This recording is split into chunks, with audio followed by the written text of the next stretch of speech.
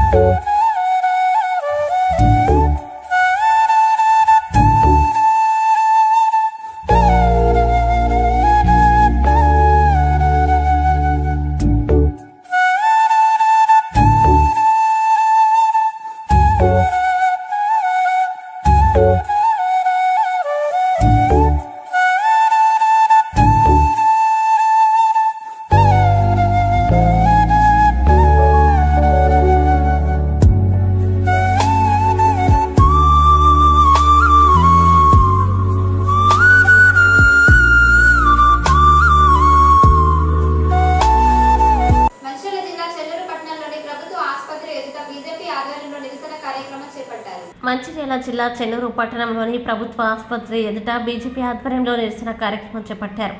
ఆసుపత్రి నూతన భవనం ప్రారంభించి ఏడాది కాలం గడుస్తున్నా కనీస మౌలిక సదుపాయాలు లేక రోగులు నానా ఇబ్బందులు పడుతున్నారని బీజేపీ నాయకులు పేర్కొన్నారు.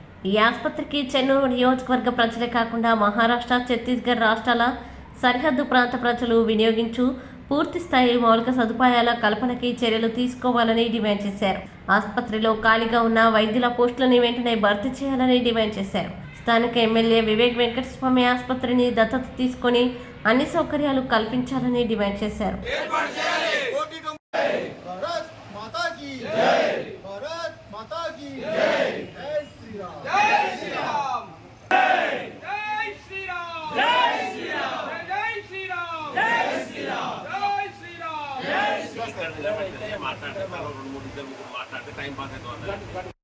ఫర్నిచర్ ను వెంటనే 198 లక్షల నిధులతో వెంటనే ఫర్నిచర్ ను 198 లక్షల నిధుల ఫర్నిచర్ ను వెంటనే డయాలసిస్ ను అందరికీ డయాలసిస్ సెంటర్ ను డయాలసిస్ సౌకర్యాన్ని ఎక్స్రే యూనిట్ వైద్యుని ఐసీయూ సెంటర్ 4వ తరగతి ఉద్యోగులను వెంటనే డ్రైనేజీ వ్యవస్థను వెంటనే జీవన్ వెంటనే ఎంసీహెచ్ కు జీవన్ వెంటనే ఐసీయూ సెంటర్ ను డయాలసిస్ సెంటర్ పెంచాలి డయాలసిస్ సెంటర్ అందరికీ అందుబాటులో డయాలసిస్ సెంటర్ ను డయాలసిస్ సెంటర్ ను ఎక్స్రే ప్లాంట్ ను ఎక్స్రే ప్లాంట్ ను ఎక్స్రే ప్లాంట్ ను దంత వైద్యుని సిటీ స్కాన్ సెంటర్ ను భారతీయ జనతా పార్టీ పట్టణ శాఖ ఆధ్వర్యం లోపల చెన్నూరు ప్రభుత్వ ఆసుపత్రి లోపల మౌలిక వసతులు ఏర్పాటు చేయాలని చెప్పి మన పట్టణ అధ్యక్షుడు జాడి తిరుపతి గారి ఆధ్వర్యం లోపల పట్టణ నాయకులందరూ కౌన్సిలర్ ఆధ్వర్యం లోపల ఈరోజు ప్రభుత్వ ఆసుపత్రి ముందు నిరసన కార్యక్రమం ఏర్పాటు చేయడం జరిగింది. ఈ నిరసన కార్యక్రమంలో పాల్గొన్నటువంటి భారతీయ జనతా పార్టీ కార్యకర్తలందరికీ నా యొక్క నమస్సుమాంజలు. అదేవిధంగా ఈ చెన్నూరు ప్రభుత్వ ఆసుపత్రి అంటే దీనికి ఒక ప్రత్యేకమైనటువంటి గుర్తింపు ఉన్నది. ఈ చెన్నూరు ప్రభుత్వ ఆసుపత్రికి ఒక చెన్నూరు నియోజకవర్గ ప్రజలే రారు. ఈ యొక్క ఆసుపత్రికి ఛత్తీస్గఢ్ రాష్ట్రం నుంచి, మహారాష్ట్ర రాష్ట్రం నుంచి, ఇటువైపు బెల్లంపల్లి నియోజకవర్గం నుండి, ఇక్కడ చెన్నూరు నియోజకవర్గం నుండి అనేక మంది పేషెంట్లు ఇవాళ ఈ సెంటర్లో ఉన్నటువంటి ఆసుపత్రికి వస్తారు. కాబట్టి ఈ ఆసుపత్రి యొక్క కట్టే మరి 2 సంవత్సరం గడుస్తూ ఉన్నప్పటికీ భవనం మాత్రం కట్టినరు. కానీ ఇక్కడ అనేకమైనటువంటి వసతుల లోపం ఉన్నది. స్థానిక శాసనసభ్యులైనటువంటి వివేక్ వెంకటస్వామి గారు మీరు గెలిచి 6 నెలలైతా ఉన్నది. మరి ఈ ఆసుపత్రి లోపల మౌలిక వసతులు కల్పించడం లోపల మీరు విఫలమైనని చెప్పి నేను ఈ సందర్భంగా తెలియజేస్తా ఉన్నా. ఈ రోజు ప్రాంతం లోపల నేషనల్ హైవే ప్రాంతం లోపల అనేకమైనటువంటి యాక్సిడెంట్లు జరుగుతూ ఉన్నాయి. యాక్సిడెంట్లు జరిగిన సందర్భం లోపల మరి పేషెంట్ను ప్రభుత్వ ఆసుపత్రికి తీసుకొస్తే అత్యవసర చికిత్స చేసేందుకు ఐసీయూ యూనిట్ ఇక్కడ లేకపోవడం మన యొక్క సిగ్గుచేటుగా నేను భావిస్తా ఉన్నా. మరి వివేక్ వెంకటస్వామి గారు మీరు అనేక సేవా కార్యక్రమాలు చేస్తామని చెప్తా ఉన్నారు. మీరు ఇలా నేను డిమాండ్ చేస్తా ఉన్నా, మీ స్వచ్ఛంద సేవా కార్యక్రమాల ఆధ్వర్యం లోపల చెన్నూరు ప్రభుత్వ ఆసుపత్రి లోపల ఒక ఐసీయూ సెంటర్ ఏర్పాటు చేయాలని నేను డిమాండ్ చేస్తా ఉన్నా. అదే వివేక్ వెంకటస్వామి గారు నేను మిమ్మల్ని కోరుతా ఉన్నా, మీరు అనేక స్వచ్ఛంద సేవా కార్యక్రమాలు చేస్తారని డప్పు కొట్టి చాటిస్తా ఉన్నారు మీ కార్యకర్తలందరూ. మీకు చిత్తశుద్ధి ఉంటే చెన్నూరు ప్రభుత్వ ఆసుపత్రికి తక్షణమే ఒక 2 అంబులెన్స్లు ఏర్పాటు చేయాలని నేను డిమాండ్ చేస్తా ఉన్నా. ప్రభుత్వం దగ్గర నిధులు లేకపోవచ్చు, మీ దగ్గర కోట్లాది నిధులు ఉన్నాయి, మీకు చేసేటువంటి సత్తా ఉన్నది, మీకు చేసేటువంటి శక్తి ఉన్నది. కాబట్టి నేను కోరుతా ఉన్నా, చెన్నూరు ప్రభుత్వ ఆసుపత్రిని మరి వివేక్ వెంకటస్వామి గారు దత్తత తీసుకొని ప్రతి ఒక్క కార్యక్రమాన్ని, ప్రతి ఒక్క అంశాన్ని తక్షణమే నెరవేర్చాలని భారతీయ జనతా పార్టీ డిమాండ్ చేస్తా ఉన్నది. భారత్ మాతాకి బ్లడ్ బయట ఎక్కించి మళ్ళీ ఎక్కించుకొని వచ్చేసరికి ఇక్కడ డయాలసిస్ పెట్టాలంటే కష్టమవుతుంది సార్. ఇక్కడ ఎక్కించి ఆయాసం వస్తుంది, పేషెంట్కి ఇబ్బంది అవుతుంది. దయచేసి చేయమంటే ఇక్కడ డయాలసిస్ నడవగానే బ్లడ్ ఎక్కించే అవకాశం ఒక్కటి కల్పించండి. మళ్ళీ దయచేసి పింఛని వీళ్ళ ఖర్చులకు టాబ్లెట్స్కో దానికో దీనికో పని చేస్తాయి. వీళ్ళకి ఇంతవరకు పింఛన్లు లేవు. ఇక్కడ దాదాపు 20-25 మంది 30 మంది ఉన్నారు డయాలసిస్ పేషెంట్. పింఛన్ అడిగితే ఏమందంటే ఆన్లైన్ ఓపెన్ అయితే లేదు, అది పోయి రాజకీయంగా పోయి అడగాలి, మనతోటి కాదు అని చెప్పి అంటున్నారు డాక్టర్లు కూడా. ఒక డాక్టర్ కూడా కరెక్ట్ లేడు ఇక్కడ డయాలసిస్లో. ఓ డాక్టర్ ఉండి కొంచెం పేషెంట్కి ఏదైనా ఆయాసం వచ్చినా ఏదొచ్చినా చూసుకోవడానికి డాక్టర్లు లేరు, టాబ్లెట్స్ లేవు, ఏది లేదు. ఇబ్బంది ఉన్నది సార్ డయాలసిస్ పేషెంట్, చాలా కష్టమవుతుంది. అట్లా కూడా మొన్న ఒక అతను ప్రాణాలు కూడా కోల్పోయింది ఆయన ఆయాసంతో. కొంచెం డాక్టర్ ఉంటే కొద్దిగా దగ్గర ఉండి ఏదైనా వేసుకుంటే కొంచెం పేషెంట్ కొంచెం ఊపిరి పీల్చుకునే అవకాశం ఉంటుంది.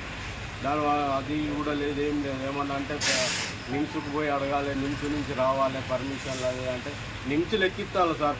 బ్లడ్ డయాలసిస్ చేయగానే బ్లడ్ ఎక్కిస్తున్నారు నిమ్స్లో. మరి ఇక్కడ ఎందుకు ఎక్కిద్దాం అంటున్నారు అర్థమవుతుంది. ఎవరిని అడిగినా ఎవరు పట్టించుకోవడం లేదు సార్.